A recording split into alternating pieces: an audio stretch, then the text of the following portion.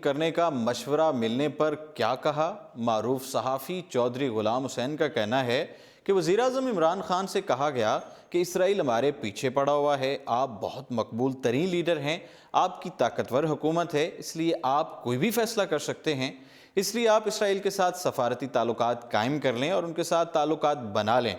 وزیراعظم عمران خان نے پوری بات تحمل سے سنی اور پھر انتہائی تحمل کے ساتھ جواب دیتے ہوئے کہا کہ اسرائیل جس طرح سے مسلمانوں کا قتل عام کر رہا ہے، وہاں بچوں، خواتین اور بوڑھوں کی زندگی عذاب بنائی ہوئی ہے، میں کبھی اسرائیل کو تسلیم نہیں کروں گا۔ عمران خان نے یہ تک کہہ دیا کہ پوری دنیا بھی اسرائیل کو تسلیم کر لے تو میں نہیں کروں گا۔ واضح ہے کہ اس سے قبل سابق صدر پرویز مشرف نے اسرائیل سے تعلقات بنانے کے حوالے سے بیان دیا تھا۔ سابق صدر جنرل ریٹائرڈ پرویز مشرف نے دبئی میں پریس کانفرنس کرتے ہوئے کہا تھا کہ بھارت کا مقابلہ کرنے کے لیے اسرائیل سے تعلقات بنائے جا سکتے ہیں، جس پر مسلم لیگ نون کے مرکزی رہنما خواجہ آصف نے سابق صدر پرویز مشرف کے اسرائیل کی حمایت میں بیان پر تنقید کرتے ہوئے کہا تھا کہ اقتدار سے علیحدگی مگر ظالم نشہ اترتا ہی نہیں، طاقت سے محرومی کو 11 سال بیت گئے مگر بیانات تو دیکھو، جبکہ مشرف نے کہا کہ تھوڑی سی کوشش سے اسرائیل سے تعلقات بہتر ہو سکتے ہیں۔ واضح ہے کہ اگر اسرائیل پاکستان تعلقات کی ہم بات کریں تو یہ تعلقات غیر تسلیم شدگی سے لے کر سوویت افغان جنگ کے دوران میں قریبی تال میل تک ہر دور میں بدلتے رہے۔ ان دونوں مملکتوں کا قیام نظریاتی قراردادوں پر مبنی رہا ہے اور دونوں ہی ریاستیں برطانوی سلطنت سے آزاد ہو کر وجود میں آئی تھیں۔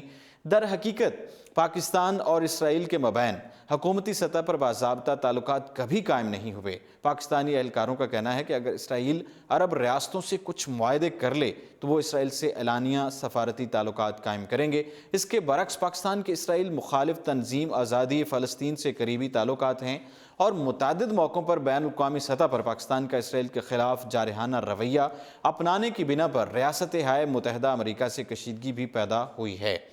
جب پاکستان کی جوہری صلاحیتوں کا انکشاف ہوا تو اسرائیل کو ہمیشہ ان جوہری صلاحیتوں سے خدشہ رہا۔ پاکستان میں بہت سے حلقوں کا خیال ہے کہ اسرائیل نے ان کی جوہری تنصیبات پر حملہ کرنے کا منصوبہ بنایا تھا، لیکن حکومت اسرائیل کی کچھ کلیدی شخصیتوں نے اس کی مخالفت کی، جس کی بنا پر یہ حملہ نہ ہو سکا، ناکام رہا۔ 1990 کی دہائی میں اوسلو معاہدہ کے بعد اسرائیل کے حق میں پاکستان کا رویہ کچھ نرم ہوا اور یہودی و پاکستانی نمائندوں کی ملاقاتیں شروع ہوئیں۔ ان ملاقاتوں میں اسرائیل کی اولین جو ترجیح تھی وہ سفارتی تعلقات کا قیام رہی، جبکہ پاکستان نے اسرائیل کے خلاف اپنی جارحانہ پالیسی کی وجہ بیان کرنے کی کوشش کی۔ پاکستانی اہلکاروں کے مطابق ان کی اس جارحانہ پالیسی کی اصل وجہ بالعموم عالم اسلام اور بالخصوص عالم عرب سے اتحاد کا مظاہرہ ہے۔ 2010 میں وکی لیکس کے مطابق پاکستان نے استنبول میں قائم اپنے سفارت خانے کے ذریعے اسرائیل کو ایک دہشت گرد گروہ کے بارے میں معلومات بھی فراہم کی تھی۔